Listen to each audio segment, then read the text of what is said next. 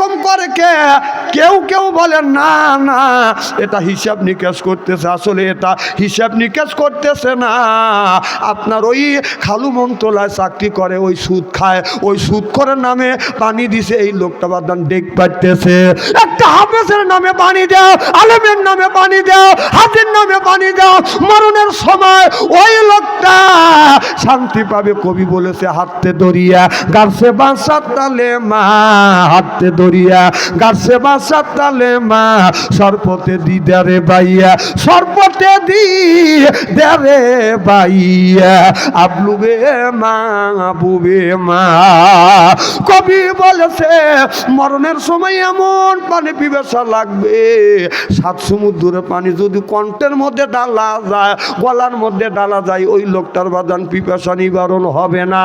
এই জন্য আল্লাহর নবী বলেছে তোমাদের ঘরটাকে কোরআনের দুর্গ বানাও, তোমাদের ঘরটাকে হাদিসের দুর্গ বানাও, তোমাদের ঘরটাকে বাদান কোরআনের দুর্গ নামাজের দুর্গ বানাও। তা না বানাইয়া আজকে আমাদের ঘরটা বানাইছি বাদান সুদের দুর্গ, ঘুষের দুর্গ, গানে গানে গানে গানে সুদে সুদে সাজালে বাড়ি, যেদিন আসিবে পালকি তোমার বাড়ি। অর্থাৎ মসজিদের পালকি, বুঝতেছেন কিনা? গানে গানে গানে গানে সুদে সুদে সাজালে বাড়ি,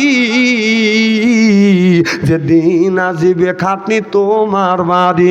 আজরাইল এসে নিবে জানতে নে, সেদিন জানাজা হবে তোমার বাড়ি। জোর জোর কন ঠিক কিনা? ও বাদে মালাকাল মউত আজরাইল যেদিন আপনার আমার সামনে এসে যাবে, আসমানে মাথা রাখবে আর জমিনে পা রাখিয়া আপনার আমার রূহটা কবজ করবে। আপনার ওই সময় যদি বলা যায় আজরাইলে আমি তোমাকে 5,000 10,000 টাকা ঘুষ দিলাম, এবছর আসো না, আগামী বছর আসো, আপনারা বলুন আল্লাহর আজরাইল কি বাদান মানবে? মরণ হতে যদি পালাও মরণ তোমার লইবে গিরি, যদিও তোমরা আকাশ পথে লুকাও তা লাগবে সিঁড়ি, যদিও তোমরা আকাশ পালাও লুকাও সেটা লাগবে সিঁড়ি। মানুষ মারা গেলে ও বাদান, মানুষ মৃত্যুর আগে যেই জায়গায় বাদান পালাক না কেন, আল্লাহর আজরাইল মালাকাল মউত আজরাইলের হাত থেকে বাঁচা সম্ভব না। চিল্লা কন ঠিক কিনে? আমার ভাইরা আমার ভালো করে লক্ষ্য করে শুনুন, আল্লাহ বললেন কোন ফুসিকুম নিজে বাঁচো, ওয়াহিলিকুম নারা, তোমার আহেল পরিবারকে বাঁচাও। কথা কাট আরো জোরে। আজকে নিজেও বাঁচলাম না, আহেল পরিবারকে বাঁচাইতে পারলাম না। আমার ছেলের বয়স হলো 10 বছর 12 বছর, তার হাতে স্ক্রিন টাচ ফোন তুলে দিছি। মেয়ের হাতে, মেয়ের বয়স হলো 12 বছর, তার হাতে আপনি স্ক্রিন টাচ ফোন বাজান তুলে দিছেন। এই মেয়েটা স্ক্রিন টাচ ফোন পায়া কি করে? প্রেম প্রীতির জ্বালা, মোবাইলের মেলা, এখন আর চিঠি লেখা লাগে না। কথা কন না কে? ও ছেলে সারা রাত জাগিয়া ফোনে কথা বলিয়া, ও মিয়া সারা রাত জাগিয়া ফোনে কথা বলিয়া, লেখা পড়াইয়া ছেলের ভালো লাগে না, লেখা পড়া মিয়া ভালো লাগে না। মোবাইল ফোন আসিল কি দোলা লাগিল, ফজরের ঘুম তো পোলার ভাঙলো না।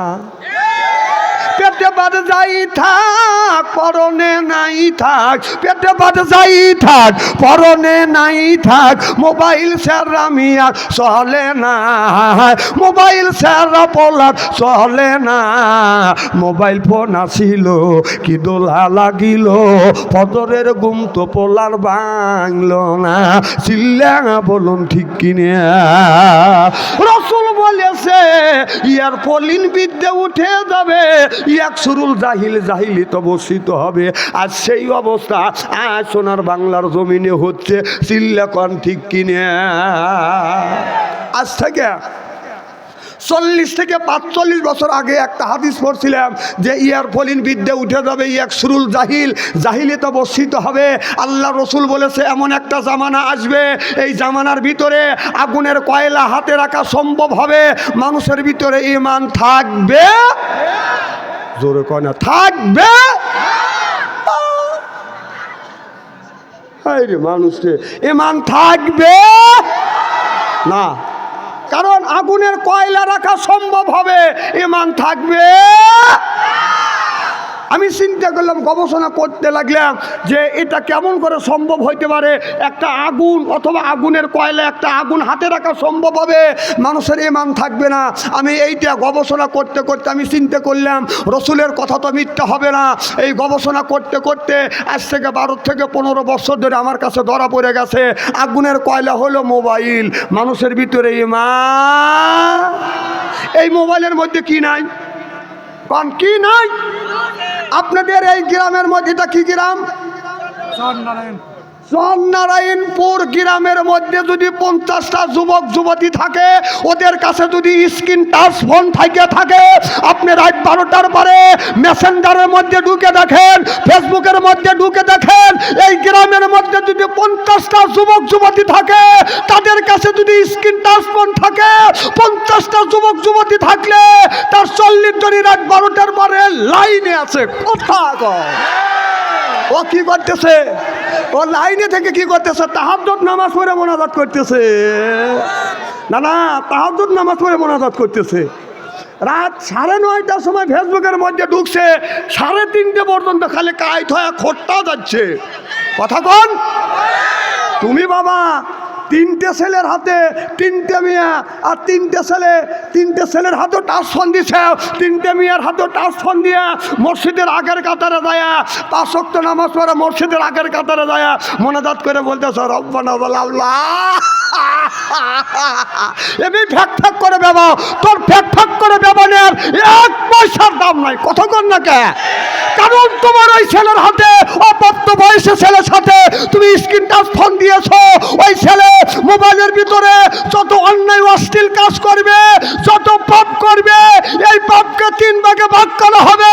1 ভাগ মা পাবে, 1 ভাগ বাবা পাবে, 1 ভাগ ছেলে পাবে। বিশ্বাস যদি না হয় মরিয়া দেখো, ঠিক কিনা? 3টে ছেলের হাতে 3টে টাচ ফোন দিয়ে মসজিদে ফ্যাক ফ্যাক করে বেড়াচ্ছেন, তোর সুপার দাঁত খুলে ভালো হবে। এই মোবাইলের মধ্যে কি হচ্ছে? কি খারাপ লাগতেছে নাকি? এই ছেলেদেরকে অন্যায় কাজ, পাপ কাজ করানোর জন্য মা বাবা উঠে পড়ে লাগছে। এখন তো ঠিক কবেনি, এখন তো বাচ্চা ফেরে আছে হুলিয়ে এলে আজকে।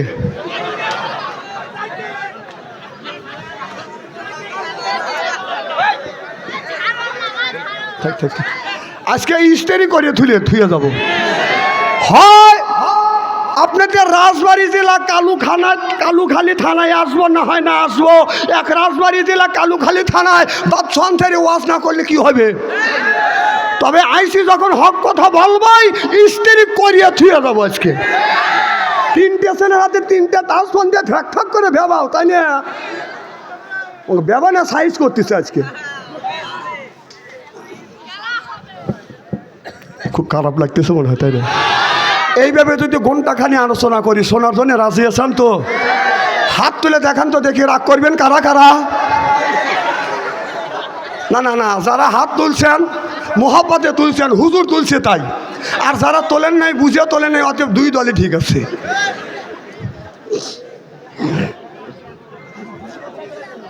ছোট দেখে একটা চা নিয়েছে, ছোট্ট করে। কি ভাই খুব খারাপ লাগতেছে নাকি? আজকে আর ওয়াজ চলবে তো ঘন্টা 2। নারে তাকবীর। আমার ভাই, আমার মুসলমান ভাইরা,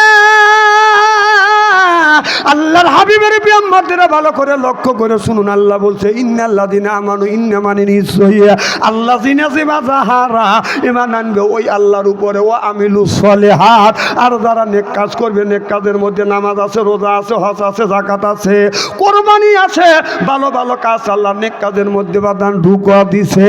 আল্লাহ বলে 1 নাম্বার ঈমান, আর 2 নাম্বার যারা নেক কাজ করবে, আল্লাহ বলেন কান্নাত লাহুম জান্নাতুল ফেরদাউস হুসনা নুজুলা।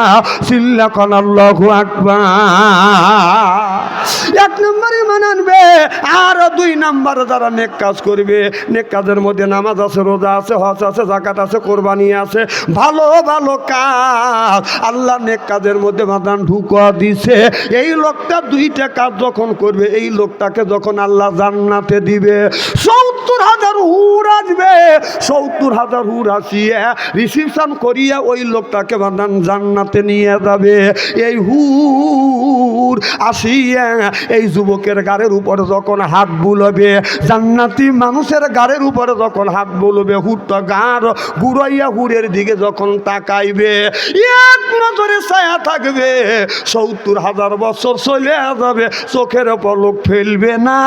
চিল্লা কোন আল্লাহু আকবার। এই এক একটা মানুষের জন্য বাদান 70 করে বাদান বউ দিবে, 70 করে হুর দিবে। যাদের বয়স হলো বাদান 15 থেকে 16, 16 থেকে 17, এর চাইতে বড় হবে না বাদান, ছোট হবে না। এই হুর 70 পাটা কাপড় পরবে। 70 পাটা কাপড় পরবার পরে 70 পর্দা কাপড়ের দ্বারায় তার রূপ যৌবন কিছুই ডাকতে পারবে না। 70 পর্দার কাপড় বেদ করিয়ে গায়ের পশম দেখা যাবে, চামড়া দেখা যাবে, রগ দেখা যাবে, হাড় দেখা যাবে। এরপরে হাড়ের মধ্যে যে মস চলাফেরা করতেছে, মস পর্যন্ত দেখা যাবে। 70 পর্দা কাপড়েও হুরের রূপ যৌবন ডাকতে পারবে না। আর আমাদের দেশে হুর নামে কিছু মহিলা আছে, আপনার পায়ে পরে হাই হিল করতেছে, কিলকিল ঠোঁটে লাগা লটকে পিস যুবকের দেয়, বোরখা ছাড়া চলে, পেটও খালি পিঠও খালি। আমি হিসাব করে দেখলাম ওই মেয়েটা অরিজিনাল শয়তানের শালি। যুবকের হাতে তালি চেনে না অলি গলি, যুবকদের ইমান নষ্ট করবার জন্য ওই সমস্ত মেয়েরা উঠে পড়ে লাগছে। কথা কন না কে? আল্লাহ বললেন ইন্নাল্লাযিনা আমানু, ইন্না মানে নিশ্চয়ই আল্লাযিনা জিবা যাহারা ঈমান আনবে ওই আল্লাহর উপরে, আর যারা নেক কাজ করবে, আর যারা ঈমান আনবে। ঈমানদার যুবকের ঈমান কোনোদিন শর্ট কামিজ লাগাইয়া কোনোদিন নষ্ট করা যাবে না। চিল্লা কোন আল্লাহু আকবার। আমাদের দেশের কিছু মেয়েরা আছে বাদান, আপনার শর্ট কামিজ গায়ে দিয়ে ওড়না গলায় ঝুলিয়া রাস্তা দিয়ে যায় আর কয় এই যে আমার এসে এই দেখো, আমার এসে এই দেখো, দুনিয়া বুলে যাবে, হায় দুনিয়া বুলে যাবে। Wow wow wow. বাংলাদেশের হুরেরা,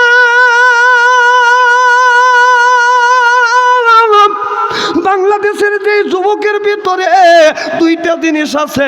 এক নাম্বার ঈমান, আল্লাহ দেখিনে বিশ্বাস করেছে আল্লাহ আছে, রসুল দেখিনে বিশ্বাস করেছি রসুল আছে, কবরে গেরাজাব দেখিনে বিশ্বাস করেছি কবরে গেরাজাব আছে, ফেরেশতা দেখিনেই বিশ্বাস করেছি ফেরেশতা আছে।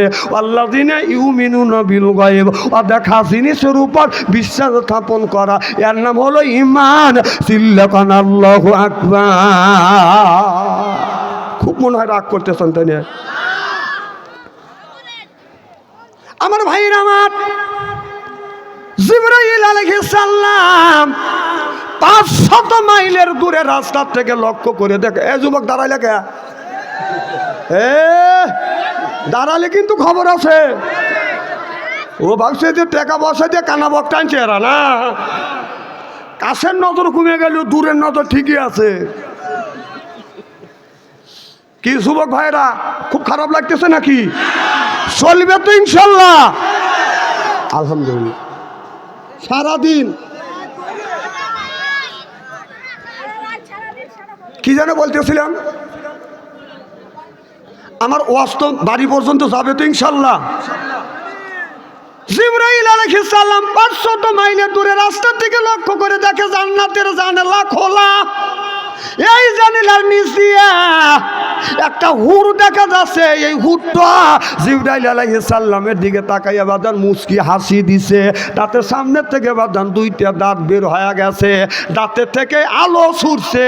জিবরাইল আলাইহিস সালামের চোখে লাগছে, অমনি জিবরাইল আমি অজ্ঞান হয়ে পড়ে গেছে। আর জ্ঞান না ফেরে না। আল্লাহ জ্ঞান ফিরিয়ে দিলেন। আল্লাহ বলে জিবরাইল জিবরাইল অজ্ঞান হয়, তুমি কয়দিন ছিলে? জিবরাইল আলাইহিস সালাম বলে, আল্লাহ আমার মনে হয়